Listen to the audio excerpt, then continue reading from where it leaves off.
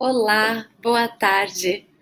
Bem-vindos a mais um programa Se Expresse, um programa do Clube do Livro da editora Expressão Popular. Meu nome é Aline Piva, eu faço parte da equipe da editora e vou estar aqui com vocês mais uma vez mediando esse debate e dessa vez, claro, sobre o nosso livro do Clube do Livro de agosto, que é um livro muito bacana, chamado Não Posso Ser Quem Somos, Identidades e Estratégias Políticas da Esquerda, com a presença de um dos autores desse livro, Francisco Louçã, que fala com a gente diretamente lá de Portugal. A gente tem hoje um convidado internacional. Professor, muito obrigada por estar aqui com a gente hoje. Seja muito bem-vindo ao nosso programa. Obrigado, Aline. Bom dia.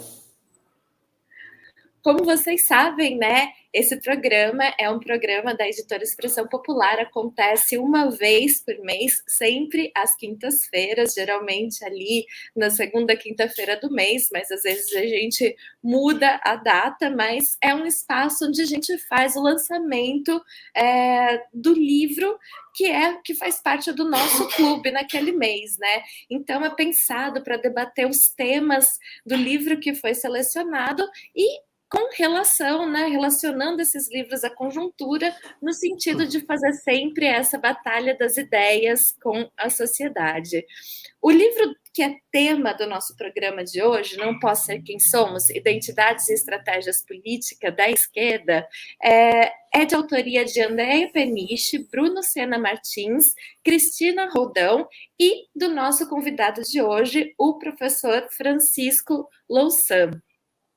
Essa obra que foi tecida aí, como a gente pode perceber, a várias mãos, traz à luz questões muito importantes para pensar os desafios políticos organizativos das diversas esquerdas, né?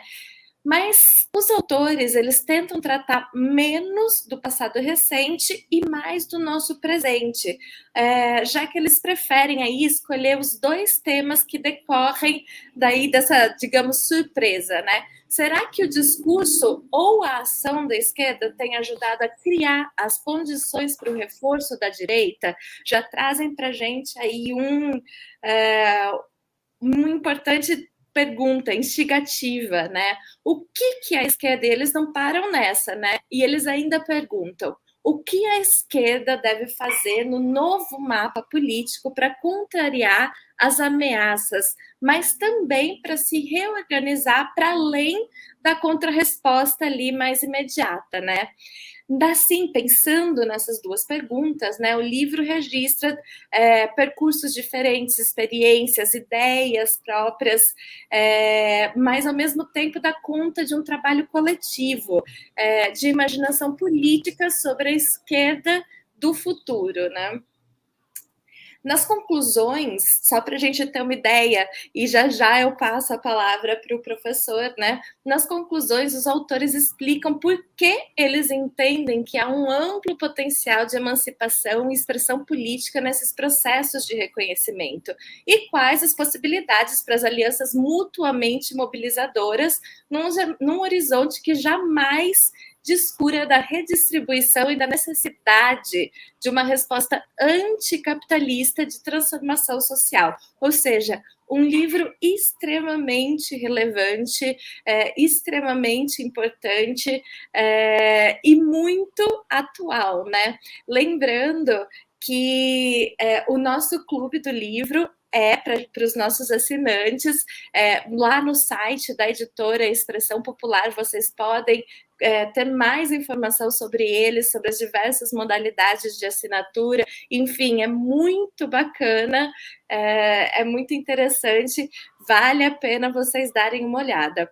E para vocês que estão nos vendo aí ao vivo, fica o convite para vocês enviarem as perguntas para o nosso convidado de hoje, desculpem, o professor Francisco Louçã, que fala com a gente de Portugal.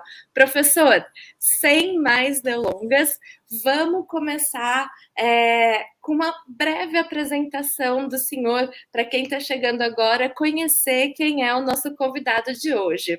O professor Francisco, Francisco Louçã, é economista, professor catedrático na Universidade de Lisboa.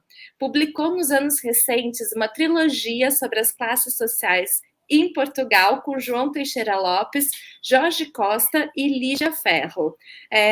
O nome os títulos são Os Burgueses, de 2014, As Classes Populares, de 2017, e As Classes Médias, que foi publicado em 2019. O professor também publicou um estudo sobre a crise financeira chamado Sombras, que foi publicado em 2017 em coautoria com Michael Ash. Ele também foi deputado e é um membro do Conselho de Estado. Professor, novamente, muito bem-vindo. E eu gostaria de já começar esse nosso bate-papo com um trechinho ali, logo da introdução do livro. Na introdução dessa obra, vocês afirmam: e de repente fez-se direita. Foi mesmo de repente? Em todo caso, tudo que parecia improvável ao longo dos anos recentes aconteceu. A partir de qual momento esse tipo de inquietação levou vocês, os autores, a uma reflexão mais profunda, e qual a importância dessa obra extremamente atual na conjuntura brasileira? Bom, obrigado mais uma vez, Aline. É um gosto ter este livro. Não posso ser quem somos, uma interrogação provocante, publicado pela Expressão Popular. Porque a Expressão Popular tem uma trajetória de publicação de livro, de literatura crítica, de ensaio crítico e de análise crítica, e os seus leitores e as suas leitoras certamente estão habituados a ter muita exigência sobre a reflexão sobre a esquerda. E é esse o ponto de partida deste nosso livro. Quando numa das primeiras frases usamos essa expressão, de repente fez-se direita, nós referimos, a direita já existe há muito tempo. O Brasil teve uma ditadura militar em 1964, o Chile em 1973, Portugal em 1926. Portanto, a direita não inventou nada de novo à face da terra. Mas houve uma mudança. E essa mudança, que foi surpreendente, foi a eleição de Donald Trump em 2016 e de Bolsonaro em 2018. Nenhum dos dois era um candidato plausível. Era um candidato de referência. Ambos eram figuras extravagantes, estranhas até, no universo político da direita tradicional, da direita brasileira ou da direita norte-americana. Eram improváveis e ganharam usando, em parte, a mesma técnica.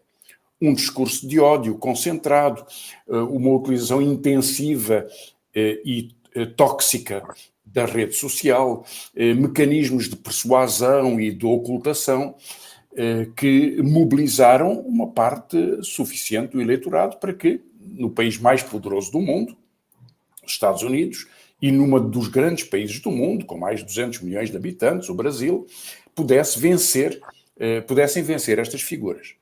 Isso é novidade. Isso foi isso que nos provocou a escrever o livro. Porque é que eles ganharam naquele momento? Bom, depois do livro ter sido escrito, Trump já perdeu as eleições. E Bolsonaro está muito próximo de perder as próximas eleições. Ambos pela mesma circunstância. O desastre social e sanitário, 500 mil mortos no Brasil com a Covid, uma catástrofe nos Estados Unidos, e tudo o que isso revela da crueldade, da desigualdade social e da violência social dos poderes económicos e dos poderes sociais dominantes. No entanto, esta radicalização da política, mesmo que Bolsonaro seja derrotado, e provavelmente será derrotado, essa radicalização da direita ficou.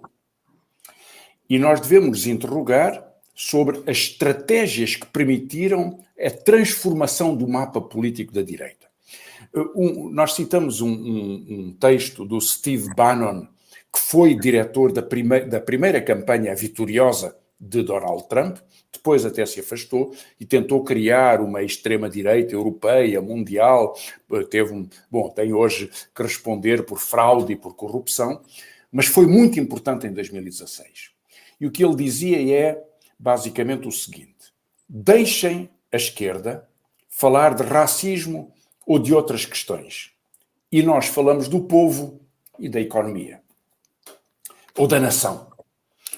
Portanto, a direita seria o nacionalismo e a esquerda seria a questão identitária de minorias. Nos Estados Unidos, os negros são 13% da população. No Brasil é muito diferente, como sabem melhor do que eu, mas nos Estados Unidos são 13%, o que é uma minoria gigante, mas é uma minoria. Portanto, deixem-nos falar das minorias, nós falamos da nação, do nacionalismo, da promessa aos pobres, na verdade, aos pobres brancos, de que terão supremacia.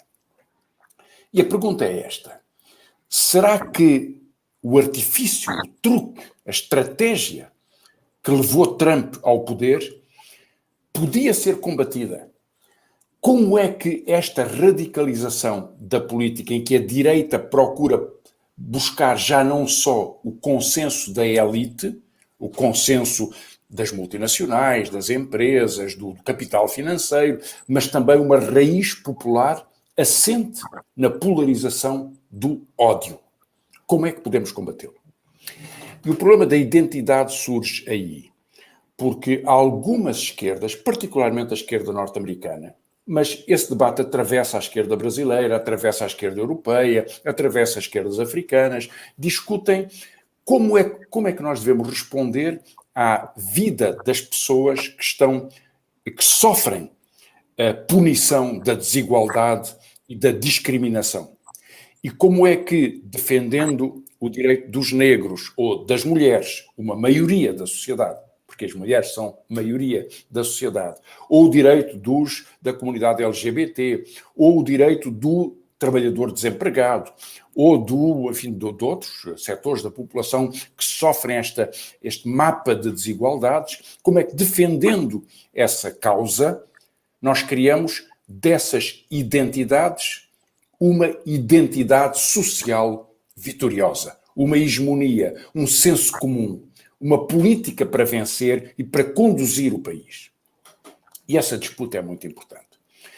É claro que nos países em que a esquerda é tão minoritária na política, como nos Estados Unidos, apesar de Ocasio-Cortez, de haver uma deputada socialista, ou 2 ou 3 deputadas socialistas hoje nos Estados Unidos, é uma minoria muito pequena. A esquerda está muito fora do centro do combate político. No Brasil não acontece assim, mas nos Estados Unidos é assim. Isso talvez explique que a esquerda norte-americana olhou para cada um destes movimentos como mundos à parte, como mundos separados. E eles têm a sua própria dinâmica.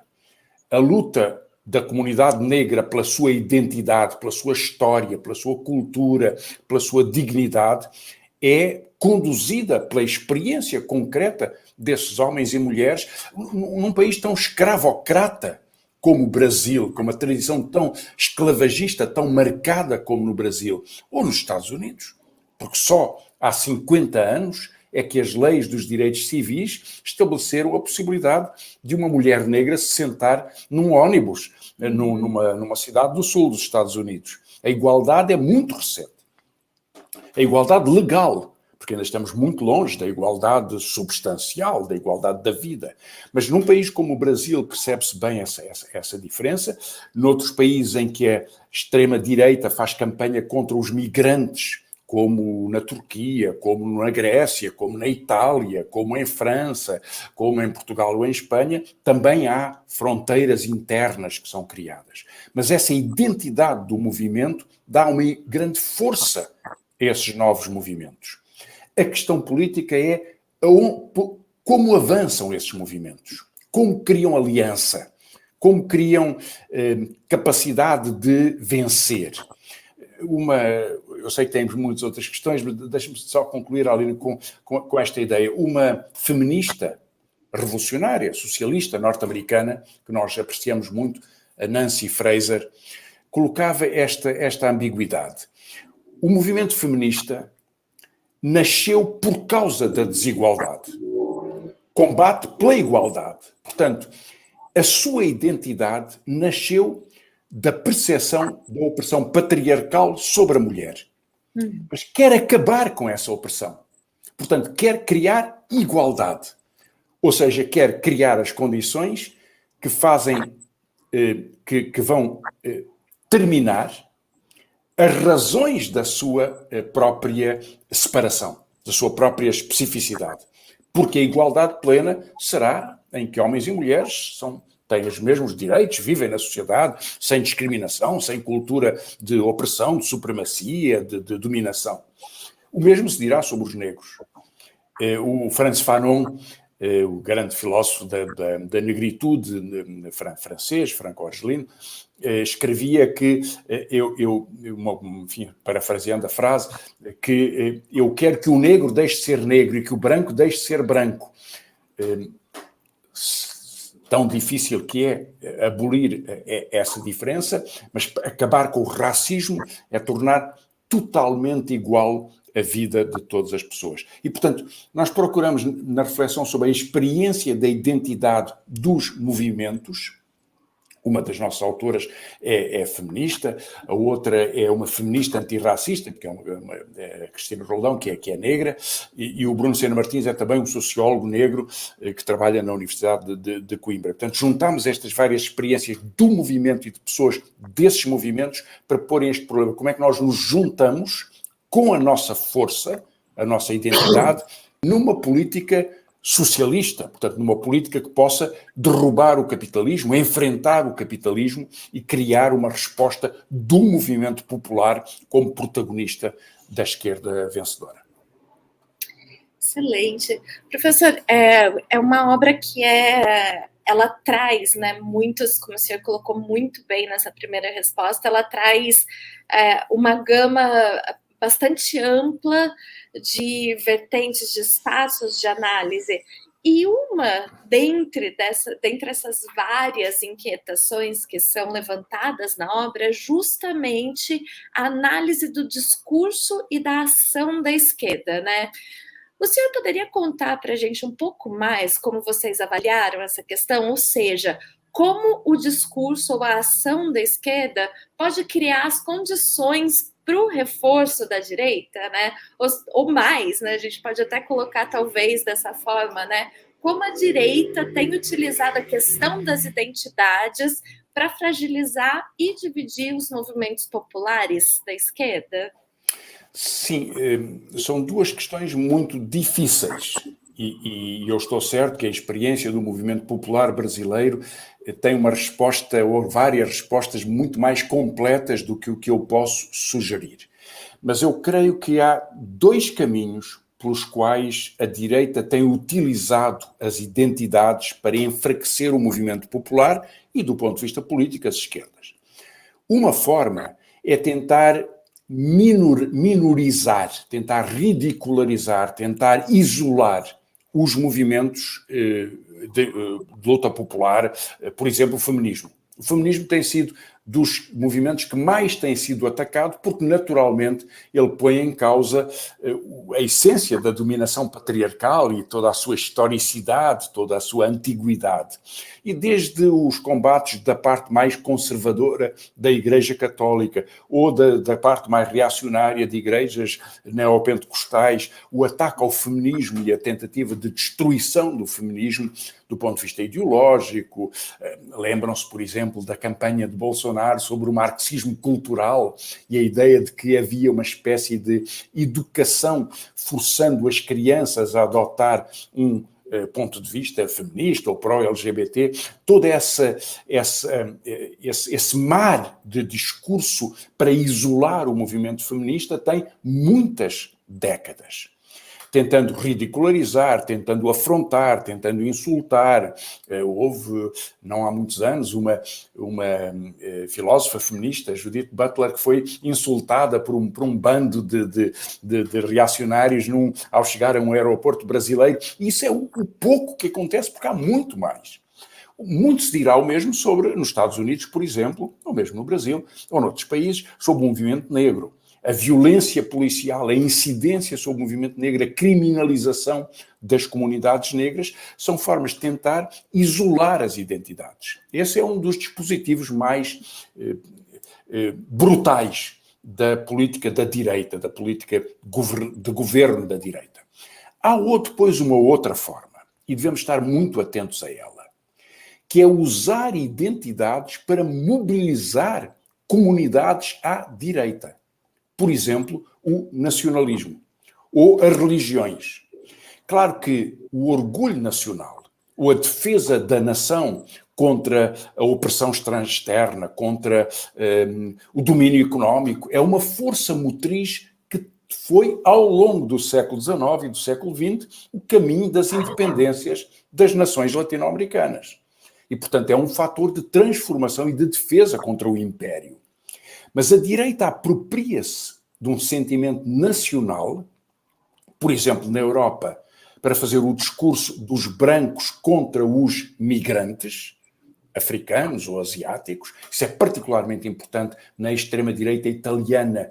E os dois principais partidos italianos são de extrema-direita, os dois maiores partidos italianos, hoje em dia, os Fratelli d'Italia e a Liga Nacional do Matteo Salvini.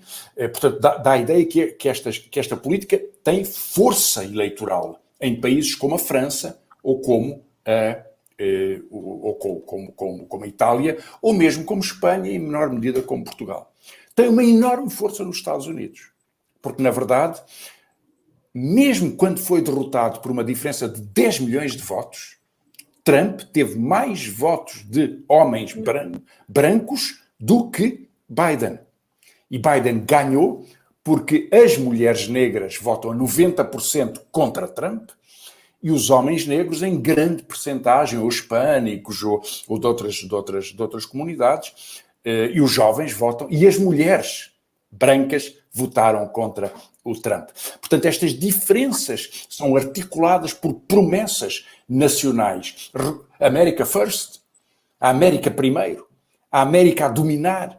É um discurso nacional imperialista, de um nacionalismo supremacista, não de um nacionalismo emancipatório ou um nacionalismo comunitário e democrático, mas, pelo contrário, de um nacionalismo imperial e supremacista. Isto é uma identidade. Portanto, a direita mobiliza identidades. E onde se transformou com Bolsonaro, ou com Trump, ou com Salvini, ou com Orbán na Hungria, ou com Abascal em Espanha, foi usando o instrumento de identidades para construir fronteiras. Enquanto a esquerda reconhece identidades para incluir e não para excluir, para trazer e não para afastar, para perceber e para aprender e não para violentar, para combater. E, portanto, nesses dois pontos de vista, a direita usou muito, e desse ponto de vista, as redes sociais são importantíssimas, porque as redes sociais são a forma de gerar, de multiplicar o ódio e de multiplicar os canais de ódio pelo disparo de notícias falsas, enfim, os estudos que eu já li sobre a forma como Bolsonaro e os seus aparelhos utilizaram, sobretudo o WhatsApp, na campanha eleitoral, é uma demonstração desse procedimento. Há hoje, portanto, uma tecnologia de ódio que ajuda o discurso de ódio e que ajuda a transformar a direita, e o combate da democracia pela transparência, pelo respeito, pela cultura de integração, pelo respeito pelas pessoas, homens, mulheres, crianças, comunidades diferenciadas, vai definir o que vai ser a democracia no século XXI. Um debate fundamental, né, nesse momento que a gente está realmente de enfrentamento e, como o senhor bem colocou, de um momento de decisão, né, do que virá. Agora a gente decide, define o que será o nosso futuro. Professor, eu queria que o nosso bate-papo durasse aqui a tarde toda, mas a ideia do programa é despertar a curiosidade aí de quem está nos vendo para ir atrás, para conhecer o livro, conhecer nosso Clube do Livro, que esse mês está com esse trabalho importantíssimo, fundamental, que convido a todos para que leiam, né? Não Posso Ser Quem Somos, Identidades e Estratégias Políticas da Esquerda. E, professor, eu queria que a gente trouxesse, a gente está indo aqui para a nossa última questão, eu queria que a gente trouxesse um debate que vocês enfrentam. Nesse livro, vocês enfrentam um debate crucial diante da necessidade das esquerdas de oferecerem respostas para arrumarem para a construção de um mundo novo. Nesse sentido, quais seriam as principais propostas que o livro traz sobre construir e remobilizar a esquerda para vencer essa nova direita, né? Construindo aí nisso tudo que a gente vem falando no programa de hoje. Bom, é difícil fazer um apanhado de todas as propostas, porque elas vão depender muito da circunstância de cada país. Ali no Brasil, a única proposta decisiva é preciso vencer Bolsonaro.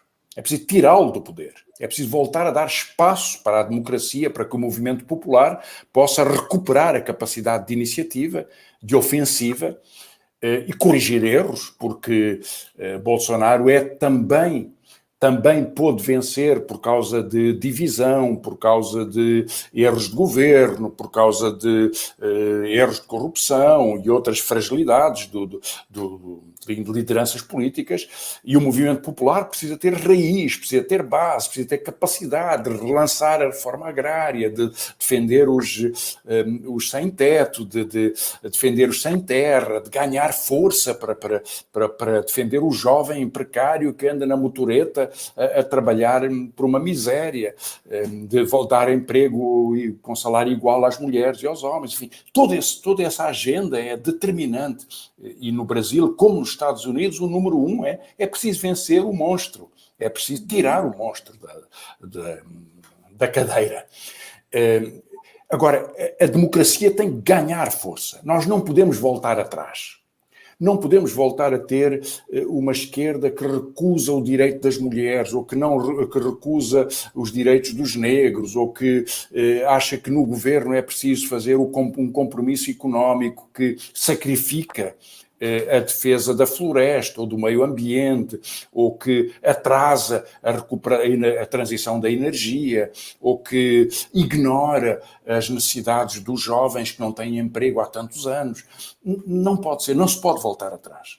É preciso que haja a densidade, a força, a energia de uma esquerda que inclui, que respeita, que compreende as identidades dos movimentos populares, que é negra, que é mulata, que é feminista, que é LGBT, que é popular, que luta pela habitação, que luta contra o tráfico financeiro, que sabe que o capital financeiro é um poder gigantesco. Quantas destas empresas das redes sociais que vivem da intoxicação e da multiplicação da alienação da comunicação não ultrapassaram já $1 trilhão nos mercados bolsistas? Repara, Alina, nunca houve na história do capitalismo nenhuma empresa que tivesse ultrapassado esta barreira, a não ser as empresas Big Tech, que agora chegaram lá. A Apple em primeiro lugar, agora a Google, o Facebook há umas semanas para cá. São as empresas mais poderosas do mundo. E é a primeira vez que as empresas mais poderosas do mundo não são empresas que vendem aço, ou navios, ou aviões, ou motores. São empresas de comunicação. A luta pela comunicação, pela democracia na comunicação, pela transparência das regras, pelo respeito pelas pessoas, contra o anonimato, pela defesa da democracia como democracia, vai ser decisiva. E isso vai ser muito importante depois desta era de Trump e Bolsonaro. Professor, muitíssimo obrigada. Eu realmente, esse é um tema que eu adoro, que eu acho fundamental, eu acho crucial a gente trazer, debater, se aprofundar, porque é justamente aquelas questões de ação, da estratégia política, de como a gente combater esse grande monstro, como o senhor muito bem colocou aqui para gente. Então, eu gostaria muito de agradecer a sua presença. O nosso programa, como eu disse, realmente é mais curtinho, mas eu tenho certeza que todo mundo que está assistindo a gente agora pelas diversas plataformas da Editora Expressão Popular ficou tão curiosa quanto eu para ler esse livro, para se aprofundar em todas essas questões, né? Fica aí o convite a todos vocês para conhecer o nosso Clube do Livro e o livro deste mês, que é Não Posso Ser Quem Somos, Identidades e Estratégia Política, da Esquerda. Professor Francisco, muito obrigada. Eu é que agradeço. Um grande abraço, Aline, para todas e para todos também. E muito obrigada a todos que nos acompanharam hoje.